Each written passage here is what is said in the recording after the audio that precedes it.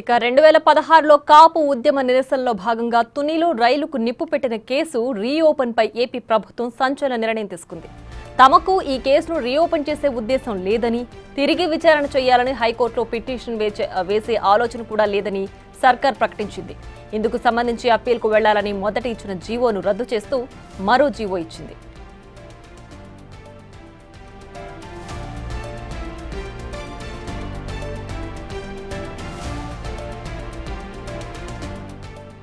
తుని ఘటన తర్వాత అప్పటి చంద్రబాబు ప్రభుత్వం ముద్రగడ పద్మనాభం సహా అనేక మందిపై కేసులు నమోదు చేసింది. రైల్వే ఆస్తులకు నష్టం వాటిల్లడంతో రైల్వే అధికారులు కూడా కఠినమైన సెక్షన్లు పెట్టి కేసులు నమోదు చేశారు. అయితే 2019లో అధికారంలోకి వచ్చిన వైసీపీ ప్రభుత్వం ఈ కేసులను ఎత్తివేసింది. 2021లో విజయవాడలోని 7వ మెట్రోపాలిటన్ అదనపు జడ్జ్ కోర్ట్ ఫర్ రైల్వేస్ కూడా ఈ కేసులను కొట్టివేసింది.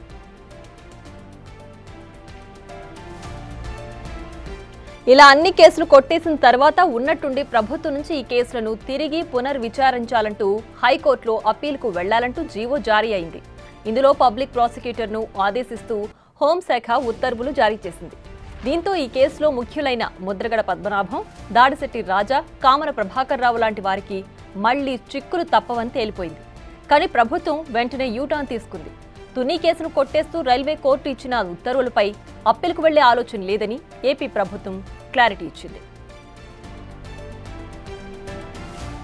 అసలు జీవో ఎందుకు ఇచ్చారు, ఎవరిచ్చారు, ఎవరి పర్మిషన్తో జీవో బయటకొచ్చింది అనేది ఇప్పుడు తేలాల్సింది. ఎందుకంటే తుని కేసును తట్టి లేపడం అంటే ఏపీలో మరో తేనె తుట్టెను కదిపినట్టే, మొత్తం కాపులను కదిలించినట్లే. అంతటి సున్నితమైన అంశం గురించి ఆదేశాలు వెలువడే ముందు కనీసం ఎందుకు క్రాస్ చేసుకోలేదు అనేది ఇప్పుడు క్వశ్చన్ మార్క్. అసలు ప్రభుత్వ పెద్దల దృష్టికి రాకుండానే ఈ జీవో వెలువడిందనేది మాత్రం తెలుస్తోంది. అందుకే జీవో విడుదలై వారి దృష్టికి రాగానే వెంటనే నష్ట నివారణ చర్యలు తీసుకున్నారు.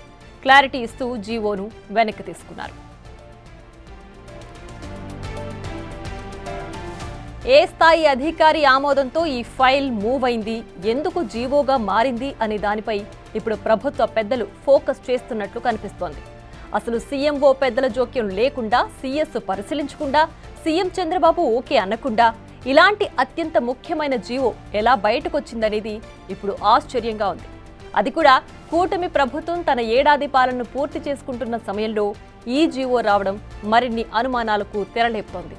దీని వెనక మరేదైనా కుట్రుందా, లేక అధికారుల తప్పిదమేనా అనే దానిపై ఇప్పుడు ఏపీ ప్రభుత్వ పెద్దలు ఫోకస్ చేసినట్లు కనిపిస్తోంది.